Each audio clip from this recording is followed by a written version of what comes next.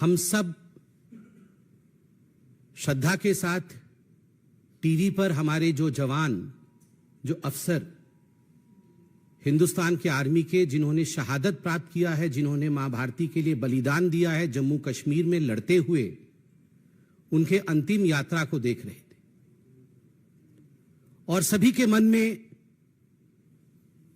दुख भरा हुआ था। सभी किस प्रकार से हम सब अपने देश, अपने भारत के लिए कुछ कर सके, इस प्रकार की भावना के साथ जुड़े हुए थे।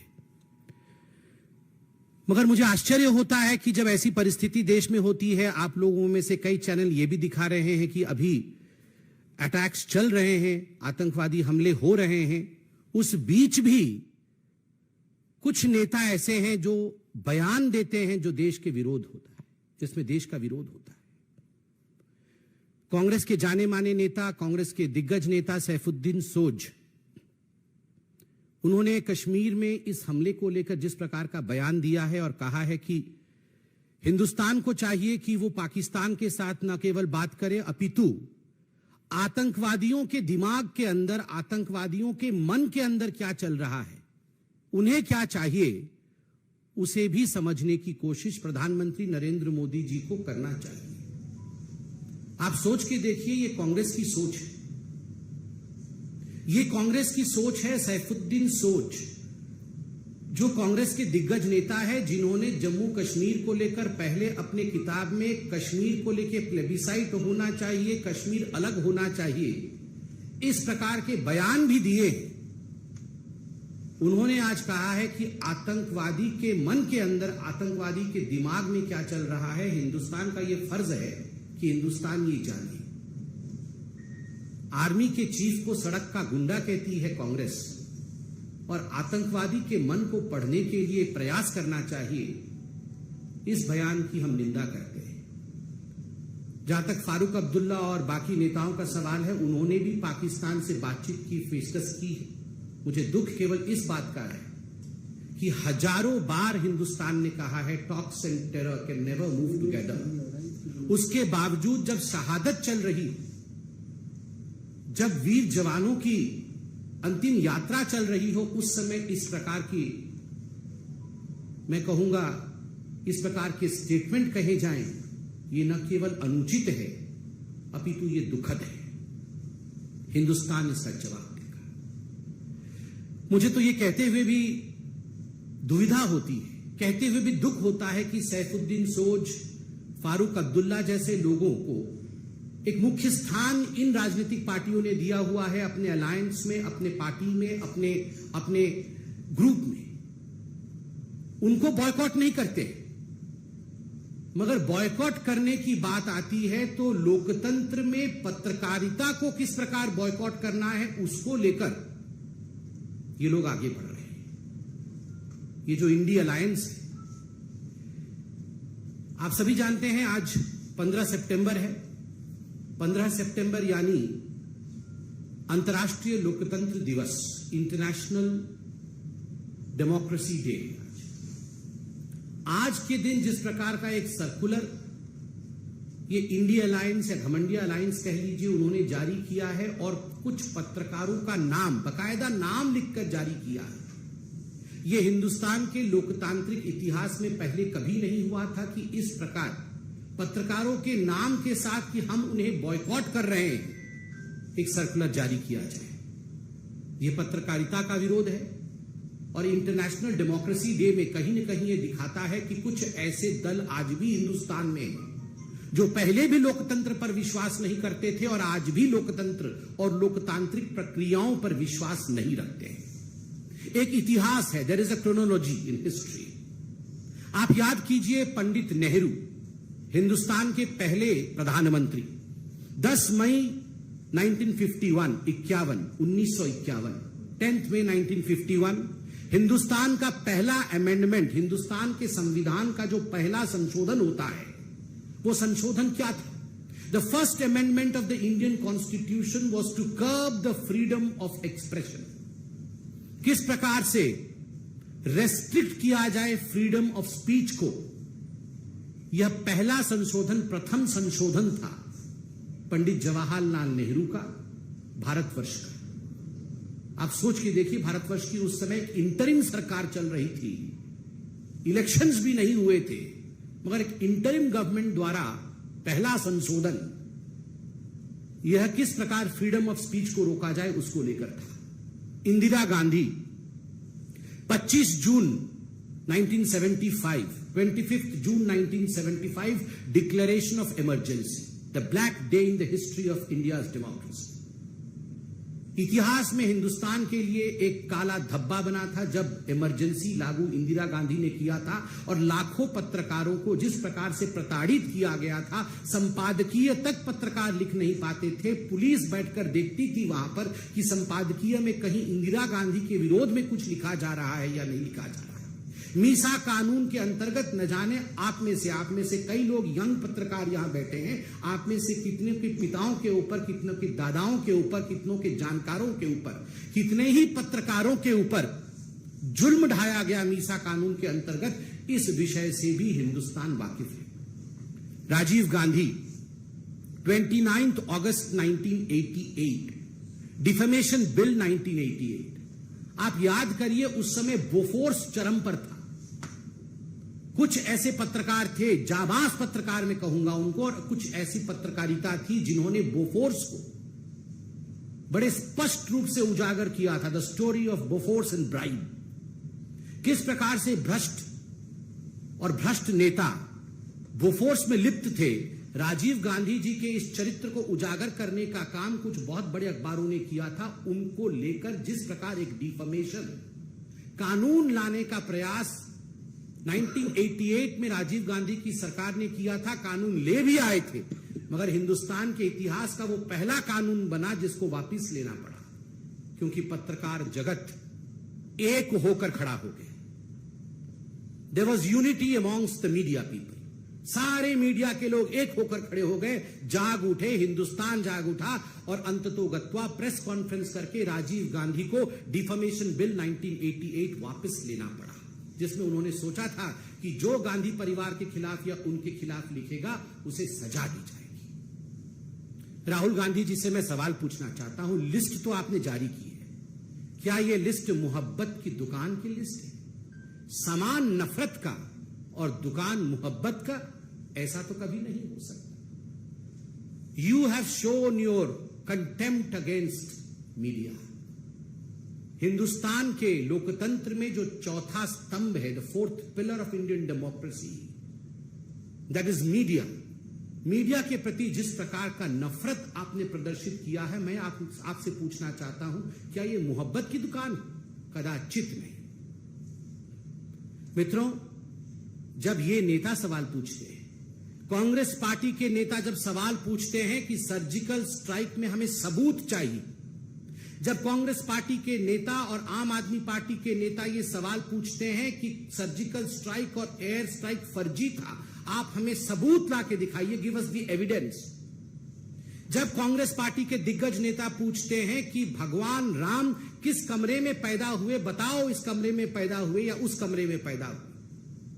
जब किसी दूसरे पॉलिटिकल पार्टी जो आज घमंडिया अलायंस में है, उसके नेता पूछते हैं भगवान राम ने किस इंजीनियरिंग कॉलेज से इंजीनियरिंग की, बताइए। जब ये सवाल पूछते हैं तो ठीक है, जायज है, इनको बॉयकॉट नहीं किया जाएगा। मगर जब पत्रकार डिबेट में सवाल पूछ लेता है इनसे कि आपके राज्य में भ्रष्टाचार क्यों हो रहा है, आपने जो आंकड़े प्रस्तुत किए थे वो आंकड़े गलत थे, सही आंकड़े ये, क्या हिंदुस्तान की ग्रोथ स्टोरी आज विश्व में एक रिकॉर्ड नहीं कायम कर रही? क्या G20 सफल हुआ या नहीं हुआ? अगर इस प्रकार के सवाल कांग्रेस या इंडी अलायंस के दूसरे लोगों से पूछ लिया जाता है तो आप बन जाते हैं बॉयकॉट करने वाले पत्रकार। आपको बॉयकॉट कर देना चाहिए। क्यों? ये जो नेता हैं ये भगवान हैं, ये भगवान पे सवाल उठा सकते हैं, और पत्रकार जो हैं वो नेताओं पे सवाल नहीं उठा सकते हैं, उनसे सवाल नहीं पूछ सकते। मित्रों, ये राहुल गांधी जब विदेश जाते हैं, अभी भी विदेश में है जहां तक मैं जानता हूं, कुछ प्राइवेट मीटिंग वगैरह कर रहे हैं, आज मैंने देखा है सोशल मीडिया। श्याम पित्रोदा ने बताया प्राइवेट मीटिंग गुप्त रखी जाएगी, बताया नहीं जाएगा। जब ये जाते हैं फॉरेन कंट्री में और विदेश की भूमि में जाके देश के विरोध में बोलते हैं, राहुल गांधी अमेरिका में लंदन में जाके कहते हैं कि हिंदुस्तान में लोकतंत्र समाप्त हो गया, पत्रकारों के साथ दुर्व्यवहार किया जाता है, we don't have right to express ourselves in India, there is no freedom of speech in India. This is freedom of speech Rahul ji. ये जो आपने लिस्ट जारी की है ये फ्रीडम ऑफ स्पीच है, ये पत्रकारिता का सम्मान है, ये पत्रकारों का सम्मान है। ये जो बॉयकॉट करके आप सम्मान दिखा रहे हैं डेमोक्रेसी का, ये आज पूरा विश्व देख रहा है, पूरा हिंदुस्तान देख रहा है। और मित्रों, आप सब पत्रकार बैठे हैं यहां पर, और आपके माध्यम से और टीवी के कैमरे के माध्यम से मैं करोड़ों पत्रकारों से आज सवाल पूछता हूं, क्या ये जो 14 नाम लिखे गए हैं ये बॉयकॉट के नाम है या ये टारगेट लिस्ट है? क्या इनको केवल बॉयकॉट किया गया है या इनको टारगेट करने के लिए इनके नाम जारी किए गए हैं? मैं ये सवाल पूछता हूं। ये हिट लिस्ट है। कुछ ऐसे पत्रकार हैं जो डिबेट नहीं करते, जो डिबेट नहीं करते हैं, आप उनमें गेस्ट भेजेंगे ही कैसे? तो उनके नाम क्यों रखे गए हैं? टारगेट करने के। एफआईआर डालेंगे, आपको छोड़ेंगे नहीं, आपको मसल के रख देंगे। और आप बताइए, एक पॉलिटिकल पार्टी के कार्यकर्ता होते हैं, अब मैं कांग्रेस के लिए या उनके पार्टी के लिए कहूंगा नहीं कि लाखों कार्यकर्ता है, हजारों तो हैं, कुछ सौ तो हैं ही। आपके कार्यकर्ता कल अगर इस हिट लिस्ट में जिनके नाम दिए गए हैं उनके साथ दुर्व्यवहार करें, उन पर हमला कर दे, क्योंकि आपने लिस्ट जारी की है बकायदा कि ये नफरती पत्रकार हैं, और प्रेस कॉन्फ्रेंस करके कहा है कि ये नफरत का दुकान चलाते हैं। अगर कुछ लोग इनके ऊपर दुर्व्यवहार कर दे तो इसके लिए जिम्मेदार कौन है? तो मैं इसको बॉयकॉट का लिस्ट कदाचित नहीं कहूंगा, मैं कहूंगा this was a hit job done by a hit list released by the Congress party and the India alliance. ये एक हिट जॉब है, और मुझे लगता है इसे सारे पत्रकार फेटर्निटी को बहुत गंभीरता से लेने की आवश्यकता है। बंगाल में तो देवमाल्या बागची नामक एक पत्रकार परसों ही शायद गिरफ्तार भी हुए, केवल इस कारण से गिरफ्तार हुए हैं क्योंकि उन्होंने सच्चाई दिखाई है। किस किस को बॉयकॉट करेंगे राहुल जी? सोनिया जी, किस किस को बॉयकॉट करेंगे आप? चंद दिनों पहले तो ये रणदीप सुरजेवाला जी बोल रहे थे, एक भाषण में कह रहे थे कि जिन जिन लोगों ने, जिस जनता ने नरेंद्र मोदी को वोट दिया है वो राक्षस है। जनता राक्षस है, जो मोदी को वोट देती है, जो बीजेपी को वोट देती है वो राक्षस है, उसका बॉयकॉट होना चाहिए। ईवीएम तो पहले से ही खराब है, इलेक्शन कमीशन तो बिक चुका है, जुडिशियरी और सुप्रीम कोर्ट, इनके जजों को भी छोड़ा नहीं गया है। राम मंदिर का जजमेंट जब आया तो इनके प्रवक्ताओं ने जजेस के खिलाफ क्या क्या कहा है ये तो पब्लिक डोमेन में है, जजेस को छोड़ा नहीं गया है। कौन सा ऐसा इंस्टीट्यूशन है भारतवर्ष में जिस इंस्टीट्यूशन के खिलाफ कांग्रेस पार्टी और ये इंडी अलायंस वालों ने खराब नहीं कहा है और उनका बॉयकॉट नहीं किया है? मैं आज आपको खुल के बताता हूं, जनता भी जिंदाबाद है, ईवीएम भी जिंदाबाद है, हाईकोर्ट भी जिंदाबाद है, इलेक्शन कमीशन भी जिंदाबाद है, सुप्रीम कोर्ट भी जिंदाबाद है। केवल अगर किसी से नहीं हो पा रहा है, जिसको बॉयकॉट वाकई करना चाहिए कांग्रेस पार्टी को, तभी उसका कुछ कल्याण होगा, उसका नाम राहुल गांधी है।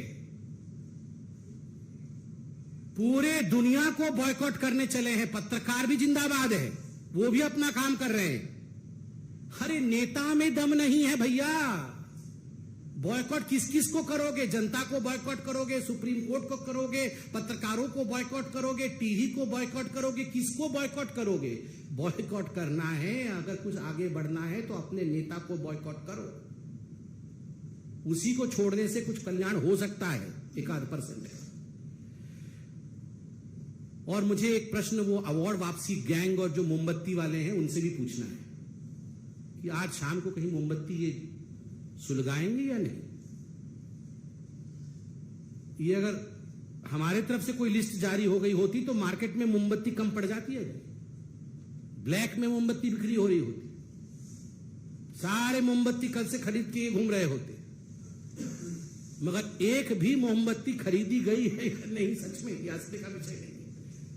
मतलब इस प्रकार की अभद्रता मैंने आज तक नहीं देखी। आप सोच के देखिए, ये सब जो सिलेक्टिव आउटरीच, एक भी मोमबत्ती इन्होंने खरीदा है या नहीं खरीदा है, मैं जानना चाहता हूं। ये अवार्ड वापसी गैंग एक अवार्ड वापस करेगी? सारे अवार्ड वापस करने वाले घूमते थे सर्टिफिकेट लेके, अवार्ड वापस लो, हमारी अवार्ड। एक अवार्ड वापस करेंगे? ये इतने पत्रकारों के खिलाफ हिट लिस्ट आपने जारी की।